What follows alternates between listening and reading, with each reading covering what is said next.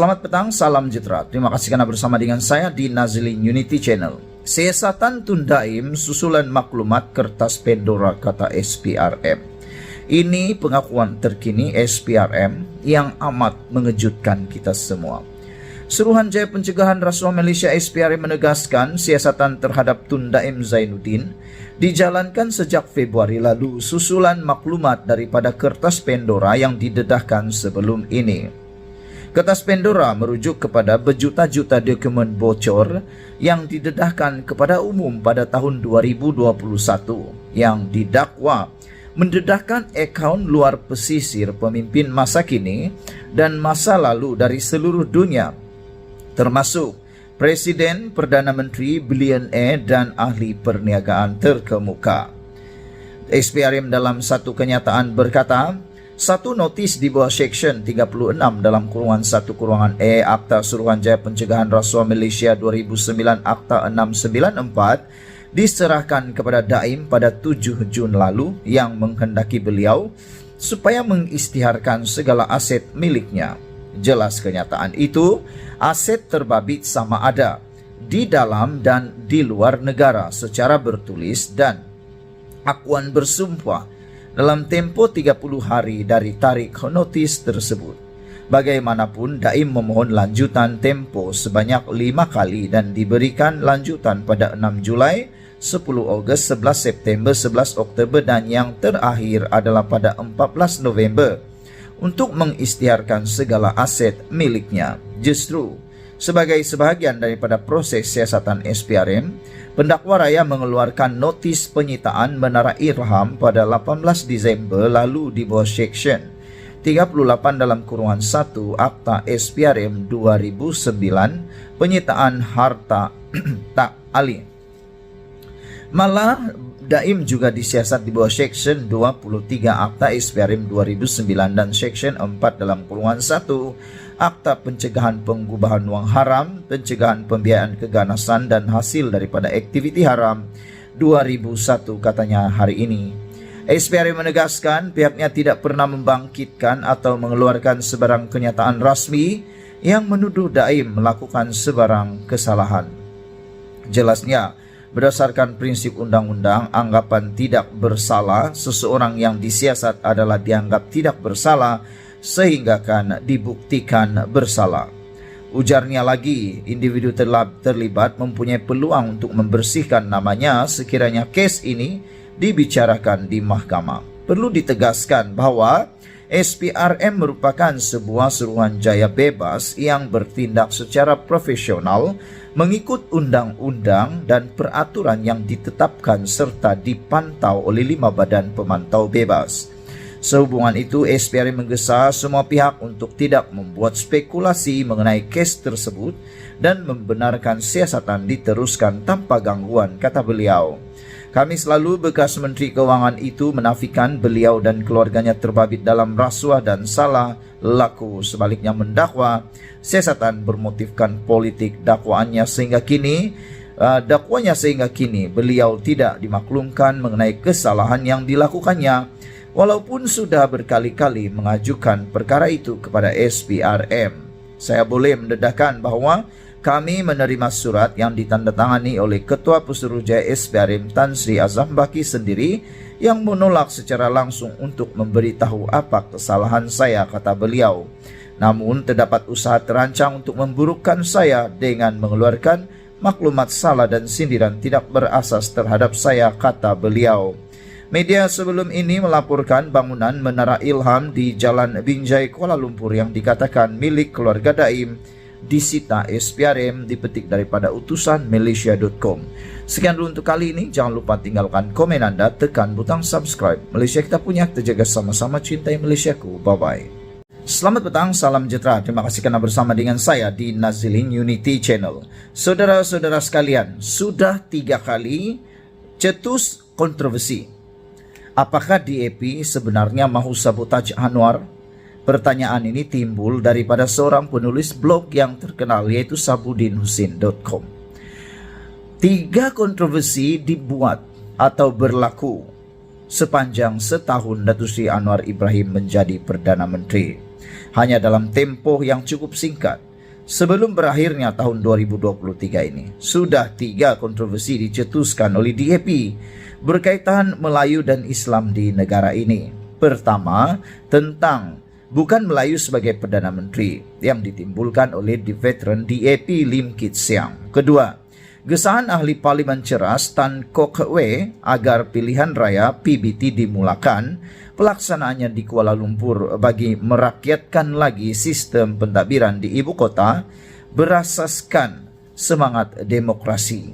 Ketiga, yang terbaru ialah permintaan ahli parlimen beruas Engko Ham agar pakar perundangan bukan Islam turut sama di bawah menganggotai jawatan kuasa mengkaji bidang kuasa Mahkamah Syariah.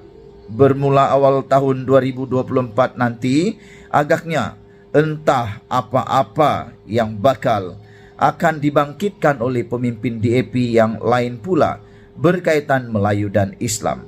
Kenapa DAP tak habis-habis cuba mencetuskan kontroversi?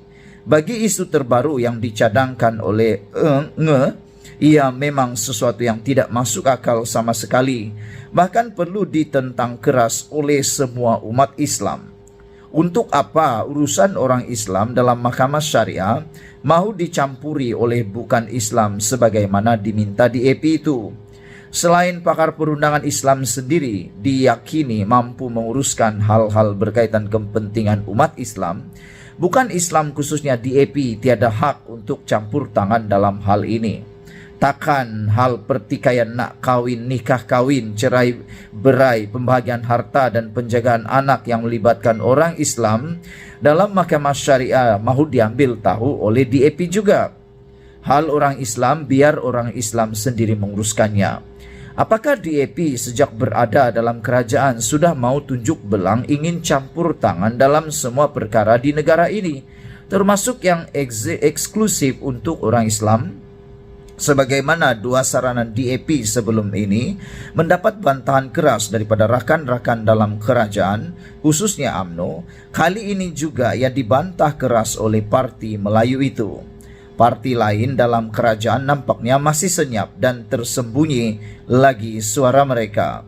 Oleh kerana sudah dikira relatif kerap DAP mencetuskan kontroversi melibatkan orang Melayu dan Islam di negara ini, sebagaimana saya telah sarankan sebelum ini dalam isu Perdana Menteri bukan Melayu dan pilihan raya PBT, sekali lagi saya ingin menggesa Anwar Ibrahim agar segera memberi nasihat dan menegur parti tersebut. Sikap DAP ini tidak boleh dibiarkan kerana ia menjejaskan keharmonian dalam negara dan menjadikan kedudukan kerajaan tidak elok dipandang rakyat. Sepatutnya setelah berada dalam kerajaan, lebih-lebih lagi kerana terbinanya kerajaan perpaduan ini atas sokongan UMNO, DAP lebih sedar diri dan tahu membawa diri. Jika begini berterusan sikap mereka, tidak mungkin orang Melayu boleh gembira dalam tempoh yang lebih lama dengan keberadaan DAP dalam kerajaan perpaduan ini. Di waktu yang sama, jika berterusan begini juga, tidak mungkin UMNO pun boleh bertahan lama dalam kerajaan perpaduan pimpinan yang ada DAP ini. Pokoknya, kalau begini karena DAP, bagaimana Anwar mampu bertahan lama lagi sebagai Perdana Menteri? Melepasi setahun pun tercungap-cungap, kenapa mahu ditambah dengan isu yang tidak perlu?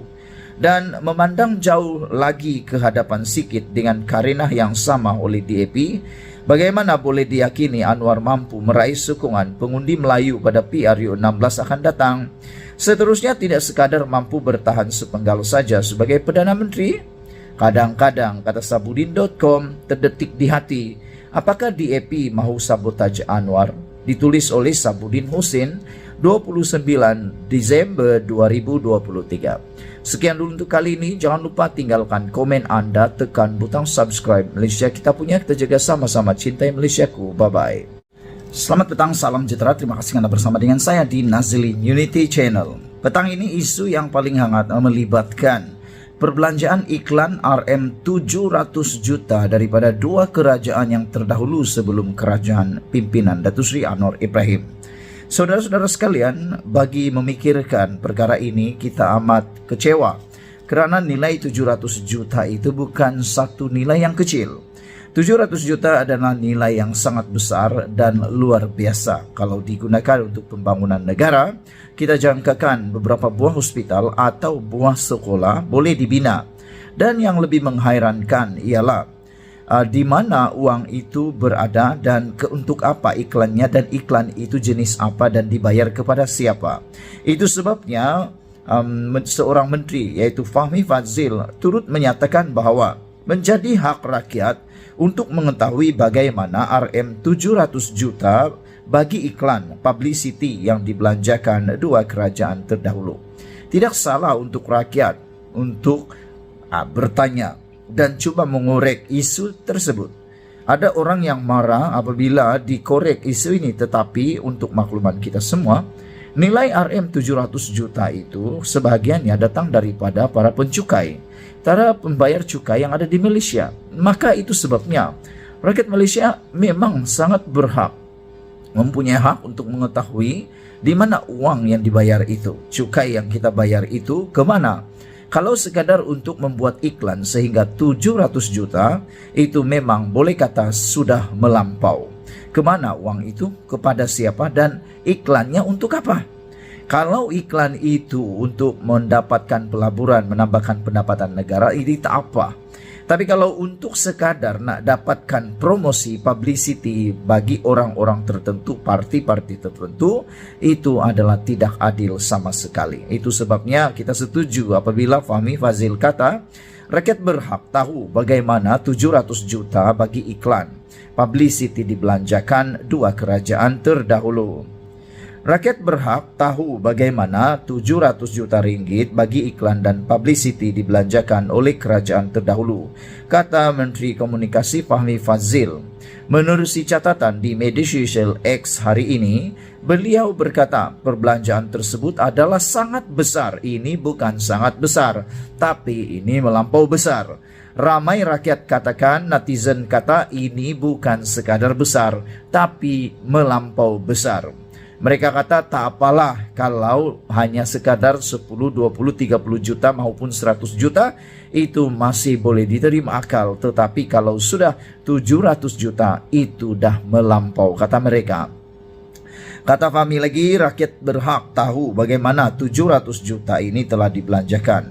Sama ada semua direkod dengan baik atau jika ada sebarang perkara yang langgar undang-undang, katanya. Kita menyeru supaya kalau ada berlaku salah guna kuasa, salah guna uang, haruslah segera didakwa.